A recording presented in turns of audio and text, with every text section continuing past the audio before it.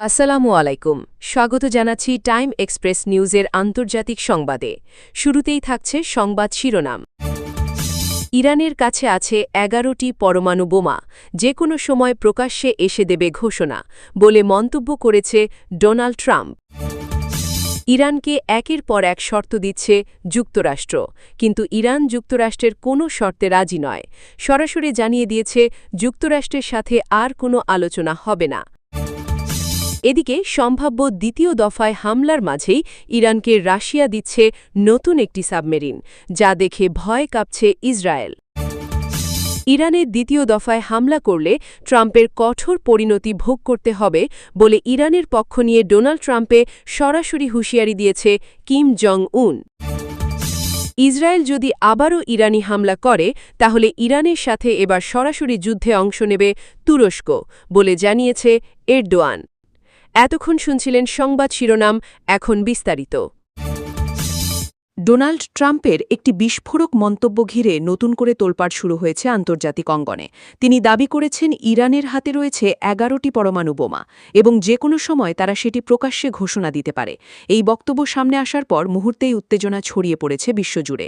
এই দাবিকে কেন্দ্র করে বাড়ছে উদ্বেগ এবং অনিশ্চয়তা, কারণ যদি সত্যিই ইরান এত বড় পরমাণু সক্ষমতা অর্জন করে থাকে তাহলে মধ্যপ্রাচ্যের নিরাপত্তা পরিস্থিতি সম্পূর্ণ ভিন্ন রূপ নিতে পারে। এতে করে শুধু আঞ্চলিক নয়, বৈশ্বিক শক্তির ভারসাম্যেও বড় ধরনের পরিবর্তন আসতে পারে। তবে এখন পর্যন্ত এই তথ্যের পক্ষে কোনো আনুষ্ঠানিক নিশ্চিতকরণ সামনে আসেনি। আন্তর্জাতিক পর্যবেক্ষণ সংস্থাগুলো বরাবরই ইরানের পারমাণবিক কার্যক্রম নিয়ে নজরদারি করে আসছে, কিন্তু সরাসরি পরমাণু বোমা প্রস্তুত এমন ঘোষণা এখনও প্রকাশ্যে দেওয়া হয়নি। অন্যদিকে তেহরান তাদের অবস্থান আগের মতোই ধরে রেখেছে। তারা বারবার দাবি করে আসছে তাদের পারমাণবিক কর্মসূচি সম্পূর্ণ শান্তিপূর্ণ উদ্দেশ্যে পরিচালিত হচ্ছে এবং তারা কোনো পরমাণু অস্ত্র তৈরি করছে না। এই পরিস্থিতির মধ্যেই বাড়ছে দূতনীতিক চাপ ও সামরিক উত্তেজনা।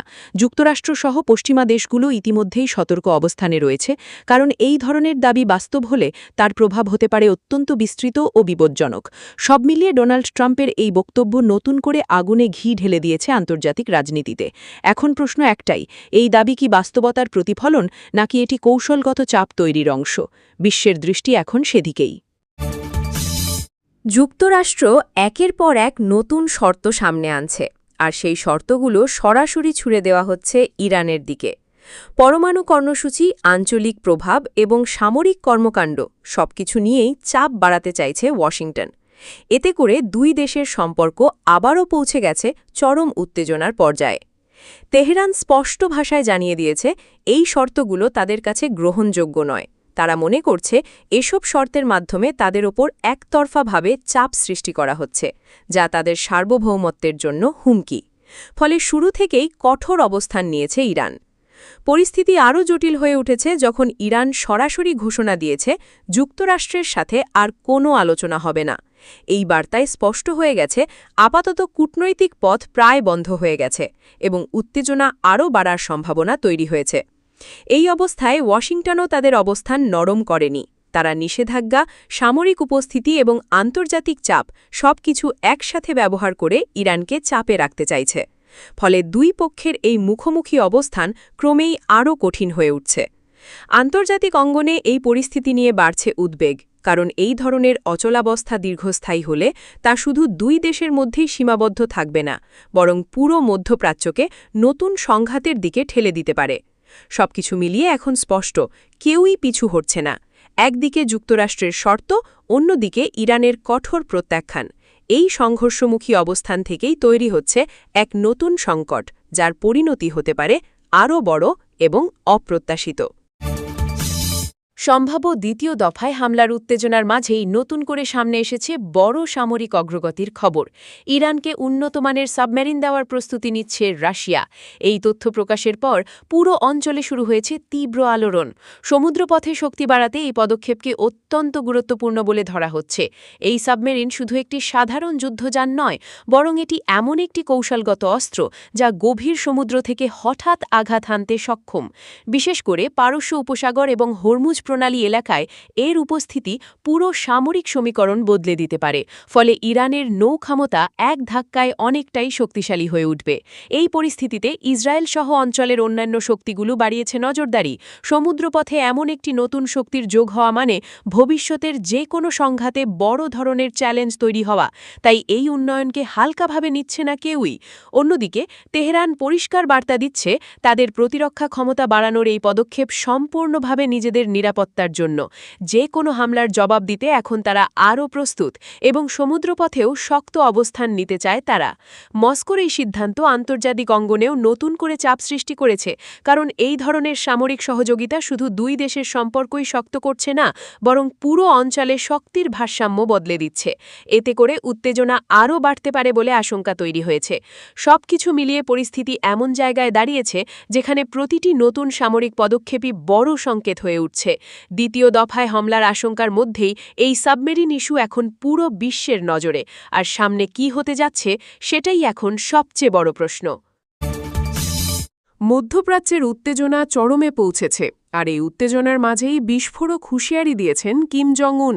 তিনি সরাসরি জানিয়ে দিয়েছেন ইরানের উপর দ্বিতীয় দফায় হামলা চালানো হলে এর কঠোর পরিণতি ভোগ করতে হবে ডোনাল্ড ট্রাম্পকে। এই বার্তার পর আন্তর্জাতিক অঙ্গনে তৈরি হয়েছে তীব্র আলোড়ন। কিম জং উন স্পষ্ট করে বলেছেন ইরানকে লক্ষ্য করে যে কোনো নতুন সামরিক অভিযান মানে পুরো অঞ্চলে আগুন জ্বালিয়ে দেওয়া। তার ভাষায় এবার আর শুধু প্রতিরোধ নয়, প্রতিপক্ষের ওপর সরাসরি এবং কঠোর আঘাত আসবে। এই বক্তব্যের মাধ্যমে সরাসরি চাপের মুখে পড়েছে যুক্তরাষ্ট্র।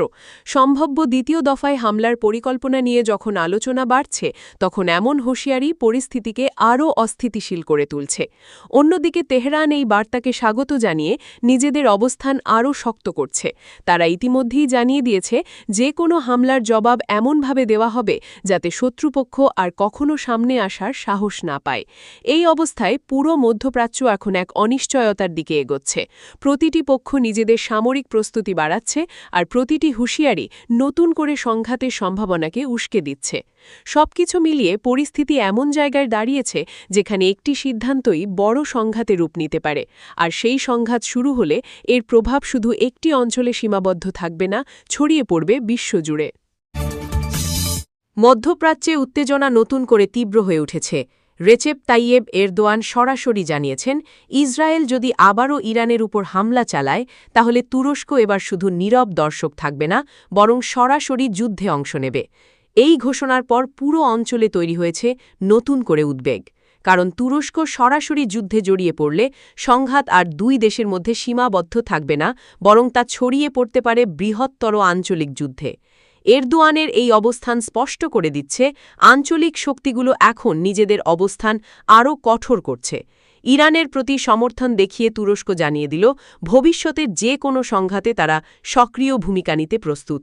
অন্যদিকে এই ঘোষণাকে অত্যন্ত গুরুত্ব দিয়ে পর্যবেক্ষণ করছে আন্তর্জাতিক মহল, কারণ এতে করে সামরিক ভারসাম্য দ্রুত বদলে যেতে পারে এবং পরিস্থিতি নিয়ন্ত্রণের বাইরে চলে যাওয়ার ঝুঁকি তৈরি হচ্ছে। এই অবস্থায় প্রতিটি পদক্ষেপ হয়ে উঠছে অত্যন্ত সংবেদনশীল।